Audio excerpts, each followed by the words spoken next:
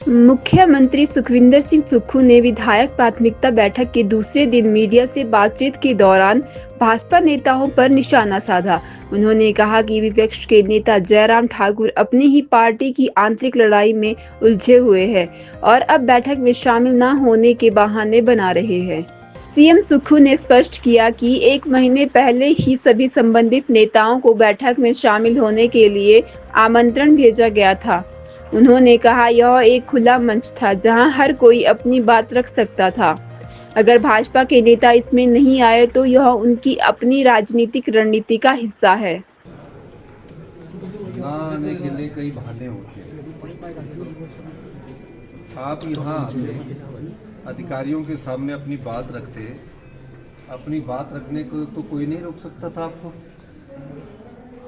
अब वो अपनी आंतरिक लड़ाई में फंसे हुए हैं, वो अपनी आंतरिक लड़ाई से उभर नहीं पा रहे हैं। 5 गुटों में बटी भाजपा आज ये कह रही है कि हमने योजना विभाग की जो एक परंपरा रही है उस बैठक में नहीं आना है। अगर आप यहाँ आते, आपको आने से किसने रोका है? और 1 महीना पहले इनविटेशन दिया है, क्यों वॉकआउट किया है? सारे अधिकारी होते हैं, चीफ सेक्रेटरी होते हैं, सब अधिकारी होते हैं, सब विधायक होते हैं, अपने विधानसभा क्षेत्र की बात रखते। कोई विधानसभा क्षेत्र की बात गलत होती तो अधिकारियों के सामने मैं उनसे सवाल पूछता। लेकिन पिछले 2 सालों में हमने जो स्वीकृत कर दिए हैं, 1/1/2023 से लेकर 3/2/2025 तक जो सैंक्शन किए हैं, वो भारतीय जनता पार्टी की 28 विधानसभा क्षेत्रों में 421 करोड़ रुपया स्वीकृत किया है और 1862 करोड़ रुपए की योजनाएं जो उनकी डीपीआर बनी है, जिसमें कुछ थोड़ा बहुत ऑब्जेक्शंस है, वो भी हम उसको वहाँ पोस्ट कर रहे हैं। ये मैं इसलिए बता रहा हूँ, चाहे वो सारी जितनी विधानसभा क्षेत्र है उसका मैं आंकलन आपको दे रहा हूँ। अब कोंटा में सुखराम चौधरी जी, वहाँ 38 करोड़ रुपए हमने, बड़े मोटे मोटे में आपको अमाउंट बताना चाहता हूँ, 38 करोड़ रुपया सैंक्शन किया। विक्रम ठाकुर जी पूर्व मंत्री, 40 करोड़ रुपया सैंक्शन किया। जो कांग्रेस के विधायकों की योजनाएं हैं वो 1 साल बाद बनी, हमने उसमें भी स्वीकृति प्रदान की है। तो 421 करोड़ रुपया हमने उनको 50% हमने उनको स्वीकृत करके दिया। जो नबार्ड का हमको लोन मिलता है, जैसे 600 करोड़ रुपया मिलता है या 700 करोड़ रुपया मिलता है, तो उसमें जो सड़कों के लिए है, ये सड़कों के लिए है, पानी की योजना के लिए है। तो 421 करोड़ में अगर कोई झूठ लगता है तो आप आंकड़े बता दीजिए। आपको ना बार बार लोगों को बहकाने की आदत हो गई है। आजकल वो परेशान है और उनकी परेशानी को हम समझते हैं कि विधायक उनकी बात नहीं सुन रहे हैं, विधायक आना नहीं चाहते हैं और वह सब लोग आपसी आंतरिक लड़ाई में फंसकर जनता का ध्यान बांटना चाहते हैं।